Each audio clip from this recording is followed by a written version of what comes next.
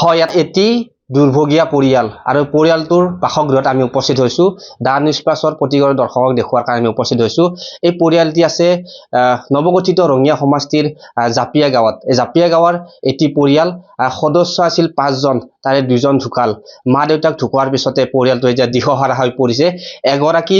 ছাত্ৰী আছে আৰু এজন পুত্ৰ এই পুত্ৰগৰাকীক এতিয়া যেহেতু ডক্টৰৰ ওচৰত নিবৰ কাৰণে কোন ধৰণৰ ব্যৱস্থা গ্ৰহণ কৰা নাই অসম চৰকাৰৰ যি আমাৰ বিধায়ক গৰাকী আছে ৰঙিয়া সমষ্টিৰ বিধায়ক আছে ভৱেশ কলে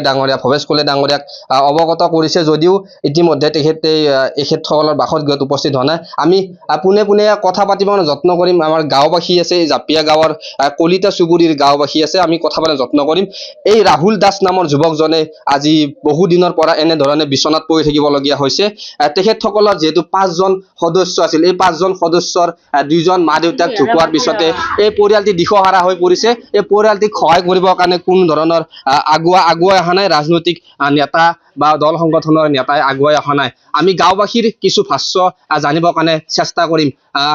আইতা এগৰাকী আছে আইতাৰ সৈতে কথা পাতিম কি ক'ব আইতা বাপক নাই আৰু চাওঁতা মই নাচলি চাওঁতা নাই ভাত নাপায় বস্তু নাপোৱা হবা এতিয়া এই ল'ৰাটোক মই কিবা কৰি চাই আছো কোনো চৰকাৰৰ পৰা মই একো পোৱা নাই এতিয়া মই কেনেকৈ চাওঁ কেনেকৈ কি কৰো আপোনাৰ কি হয় নাতি হয়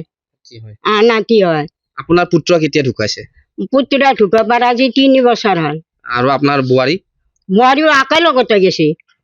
পুৰ মাহত বোৱাৰী তুলসী মাঘৰ মাহত ল'ৰাটো মাৰা গৈছে ৰাহুল দাস এতিয়া বিচনাত পৰি আছে কিমান দিনৰ পৰা পৰি আছে আজি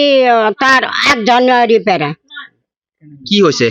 এটা কি হৈছে ডাক্তাৰে কয় এতিয়া কি হৈছে আমি নাজানো না মেডিকেল নিছে না আপোনালোকে মেডিকেল নিছিলো ডাক্তাৰে এতিয়া বেমাৰ নাই বুলি কৈছে এনে আপোনালোকৰ জাপিয়া গাঁৱৰ যিসকল ৰাজনৈতিক নেতা আছে জনাইছে নাই কাকো জনাইছো আপোনালোকে জনাইছো কাৱে নকৰে গুৰুত্ব নিদিয়ে এতিয়া কি বিচাৰে আপোনালোকে এতিয়া কি বিচাৰে ল'ৰাটোক অলপমান হেৰি কৰাৰ কাৰণে সহায় খুজিছো কি বেমাৰ হৈছে এতিয়া গম পোৱা নাই নাই পোৱা কি বেমাৰ হৈছে এতিয়া তত নাই আটা চাইড তত নাই মাত নাই একোই নাই আৰু আটা চাইড তত নাই মুখেদি মাতে নৰয় খাবা নৰয়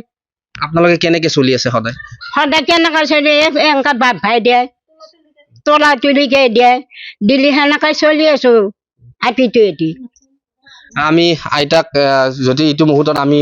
দুখৰ সমভাগী হ'বৰ কাৰণে চেষ্টা কৰিছো আইতা গৰাকীয়ে বহু কষ্ট কৰি এই নাতি দুগৰাকীক চলাই আহিছে মা দেউতা ঢুকোৱাৰ পিছত এই আইতাজনীয়ে যি নাতি এই নাতি দুগৰাকীক দিন হাজিৰা কৰি হলেও কষ্ট কৰি কিনে এই নাতি দুগৰাকীক চলাই লৈ গৈছে আমি কথা পাতিম ছাত্ৰী গৰাকী আছে কি ক'বা দাদা হয় একো পোৱা নাই আচলতে কবৰ ভাষা নাই ছাত্ৰীগৰাকীৰ চকুৰ পানী ওলাইছে আমি গাঁওবাসী আছে আমি কথা পাতিম কি ক'ব আইতা কি ক'ব কি হৈছিলে আচলতে মানে ল'ৰাটোৰ এতিয়া মায়াক মৰিল কিডনী ফেইল হয় দেউতাক মৰিল কেঞ্চাৰ হয় এটাৰ মানে 15 দিন ইফেল সিফেলত মায়াক মৰিল তাৰপিছত দেউতাক মাৰা গেল দেউতাক মাৰাৰ পিছত আৰু ল'ৰাটো কিবা কৰি চলি আছিল তাৰে পিছত ল'ৰাটোৰ কি হ'ল আমি গম নাপাওঁ এতিয়া মেডিকেলত এমচত নিছিল একবাৰ নি পেলাই তাতে ট্ৰিটমেণ্ট কৰি আনিলে নাকেদি পাইপ দিলে কিবা সেই পাইপেদি কিবা হৈ আছিল তাৰে পিছত আৰু এতিয়া ল'ৰাটো ঘূৰি বিচনাৰ পৰা উঠিব নোৱাৰা হোৱাত এই আইতাক তই তলপে খুজি মাগি বাপ ভাইৰ পৰা দোকানে পহৰা সেনেকে খুজি মাগি আনি আৰু ল'ৰা ছোৱালী দুটাক কিবাকে পোহপাল অলপ দি আছে আৰু তথাপিও তাৰমানে টাইমত সিমান যিখিনি দিব লাগে সেইখিনি দিব পৰা নাই কোনোবা খবৰ লৈছে নে ৰাজনৈতিক নেতাই কোনো ধৰণৰ খবৰ লোৱা নাই আপোনালোকে গাঁওবাসী হিচাপে কি বিচাৰে এতিয়া গাঁওবাসী হিচাপে আমি ল'ৰাটোক এতিয়া চৰকাৰৰ ফালৰ পৰা যদি অলপ সহযোগিতা কৰে বা ল'ৰাটোক একবাৰ ট্ৰিটমেণ্ট কৰিও চাই ল'ৰাটোৰ লাগে খুজি শাক সংসাৰত কথা হ'ল ল'ৰাটো অলপমান চলিব পৰা হলি আমি সেই বৰ সুখী হওঁ আৰু মায়াক দেউতাক নহা ল'ৰা ছোৱালী হাল মানে এতিয়া ল'ৰাটোৰ কিবা এটা হোৱাৰ পিছত ছোৱালীটোৰ কি হ'ব বাৰু আইতাকটোতো সদায় নাথাকে যি গতিকে তেওঁৰ পুত্ৰ বোৱাৰী ঢুকোৱাৰ পিছত এতিয়া পুত্ৰ বোৱাৰী ঢুকোৱাৰ পিছত তেওঁৰো বহুত টেনচন হৈ আছে নে মানে কেনেকৈ চলাব এই দুটি পৰিয়ালো এই ল'ৰা ছোৱালী আৰু ছোৱালীটোৰ কি হ'ব অৱস্থা আমি এই ঠাইত উপস্থিত হৈছিলো জাপিয়া গাঁৱৰ যি কলিতা চুবুৰীৰ এই ছাত্ৰীগৰাকী আৰু যি নাতি আমাৰ আইতাগৰাকীৰ নাতি ৰাহুল দাস, এই ৰাহুল দাসৰ বাসগৃহত উপস্থিত হৈছিলোঁ। ক'ব লাগিব বহুত পৰিয়ালটি মা দেউতাক হেৰুৱাই এই পুত্ৰ ৰাহুল দাস আৰু ছাত্ৰীগৰাকীৰ জীৱনলৈ এই দিশহাৰা খুজিছে। কোনোবাই যদি হৃদয়বান লোকে আগুৱাই আহে এই পুত্ৰগৰাকীক সহায় কৰিবৰ কাৰণে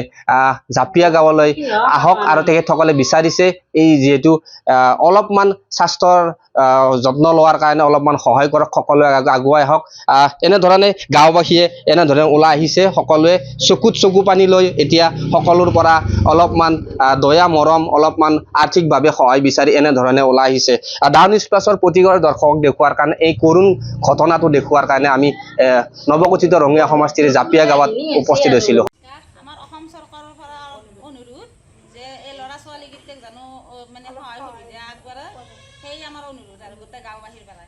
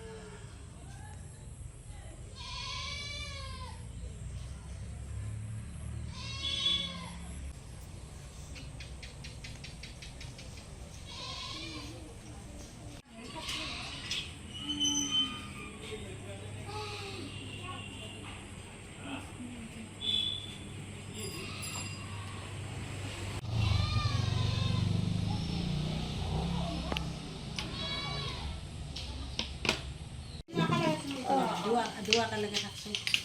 মায়ে দেউতাকক বাচাই ভগৱানে কৰিছে দে, আৰু যুগুৱে নাম নিথৈ ৰোৱা কৰিছে, কৰি পেলাই আৰু এতিয়া মানে সমস্যাৰ মানে যিকোনো খবৰৰ বাবে যোগাযোগ কৰক 9181 307 221 আমাৰ এই নম্বৰত।